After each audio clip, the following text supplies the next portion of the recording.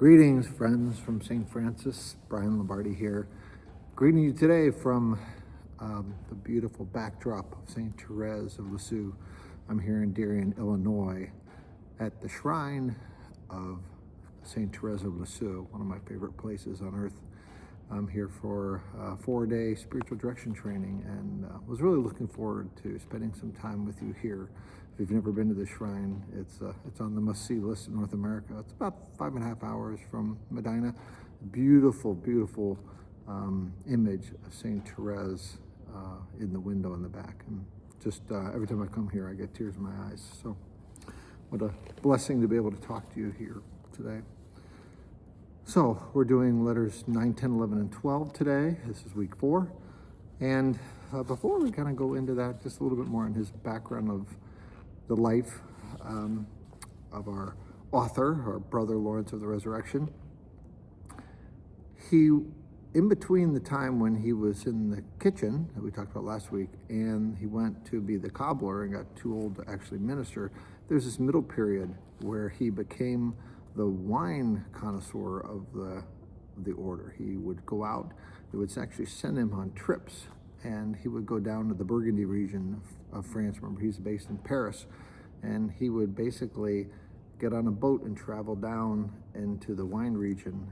It's one of his big tasks was to go pick the wine. If you've ever been to France, you understand that wine is the central part of what they do.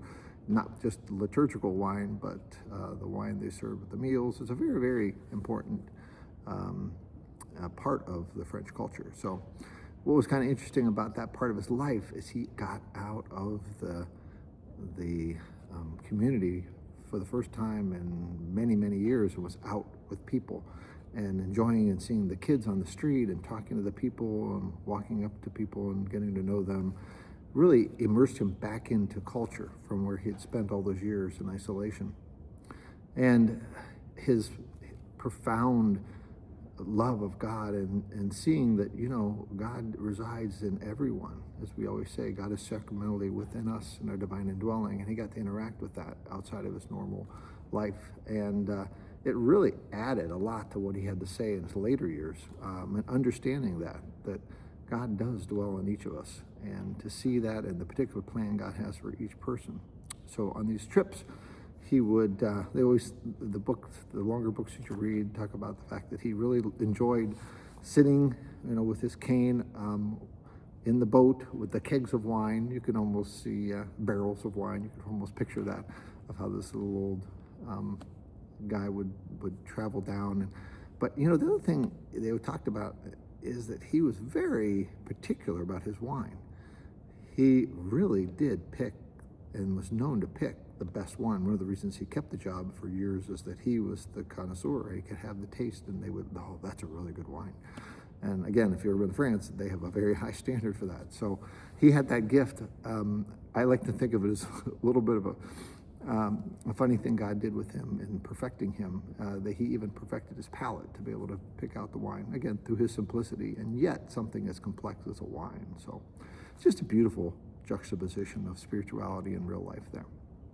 So going into these letters 9, 10, 11, and 12, it's interesting. I'm going to augment the book that we're doing right now, again, the abridged version, with a little bit more from the heavier version, because as I read it, there was just some pieces that I think were core that were missing. So I'm going to sprinkle those in here as we go through the letters.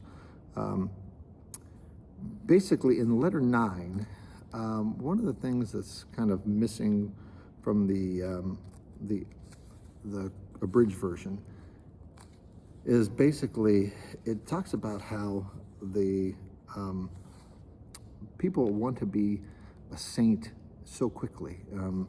He was basically reaching out to a nun and saying, well, you know, this person really wants to proceed faster than grace will allow. And he says it's not possible to mature at all times, is what it says in our abridged version. In the longer version of what he says is a little bit even more detailed than that.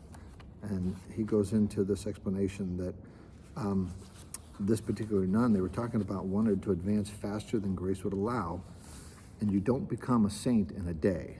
They didn't have that in the abridged version. You don't become a saint in a day. So don't let that be discourage you, but actually just reassuring to you that this takes time.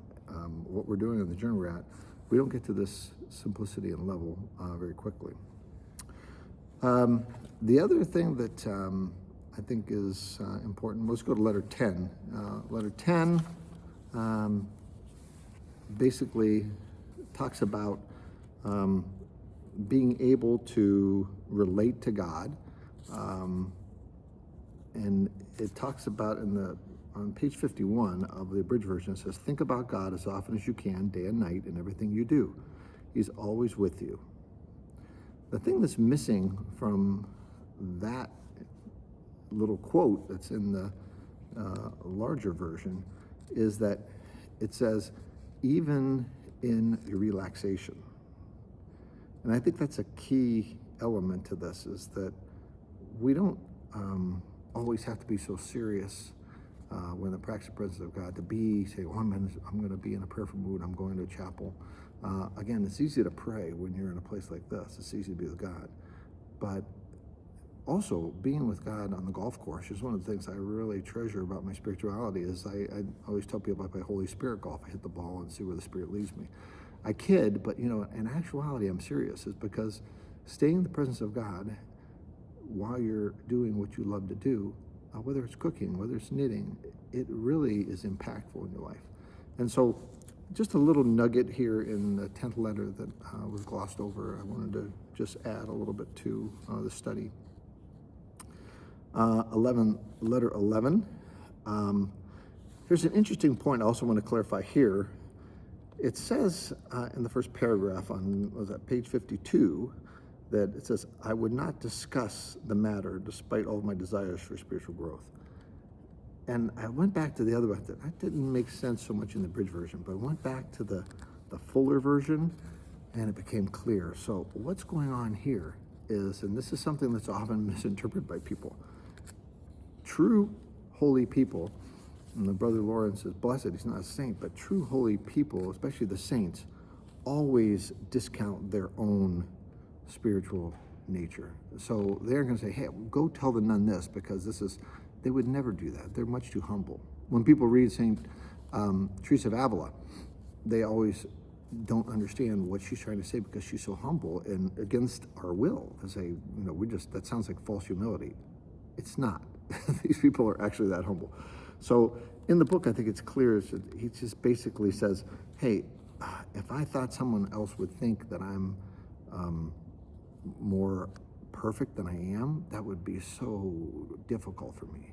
You see, so it's the humility that he had. I just wanted to point that out in addition to everything else we're going through. It's just something so rare to find when you read, and often misunderstood in today's culture of reading. We can't even go there. The last one is in letter 12. And here we start getting into a lot of the deeper pain and dealing with that. A lot of us have those experiences in life at certain times, sometimes all the time. So there's a deep understanding of how you process bad things or things that we consider bad in our lives. So many words were missing from the abridged version that I think are really important that I wanted to just go through. So he talks about divine providence. And divine providence is often misunderstood, but divine providence is really what God intends for us. And having a surrender to God's will is accepting divine providence. So he leads in the fact that we have to abandon ourselves to divine providence, but also trust in God.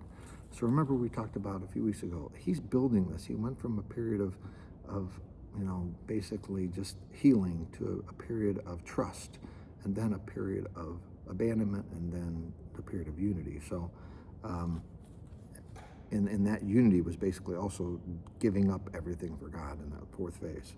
But in this phase where he's at, basically, and he's nearing death here, is that he basically says, sometimes God permits physical suffering to cure the illness of our souls. Be courageous. make it a virtue of necessity.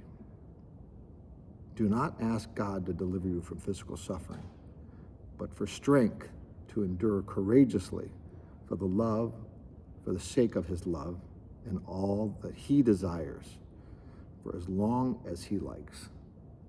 So I just think that's so much richer than we're getting in the abridged version, just to understand that surrendering ourselves to God's will, to divine providence, and abandoning our will is a deep, deep level of spirituality that we all can only hope to achieve. So as we see St. Therese, the Little Flower, there are so many similarities in her little way with Brother Lawrence. As you can probably see if you've ever read The Story of the Soul, you realize that she was all about having that personal conversation with God, about having a divine connection interiorly with God, but in a very simple and childlike way. So we spend a lot of our times as adults trying to find God in different ways. The trick to this is to reach the level of simplicity, but also, again, walking. You don't become a saint in a day. It's a daily journey. So you're on the right path. Hopefully I am too, with St. Therese looking down on us. It's a beautiful day, and we thank you for taking your time. God bless.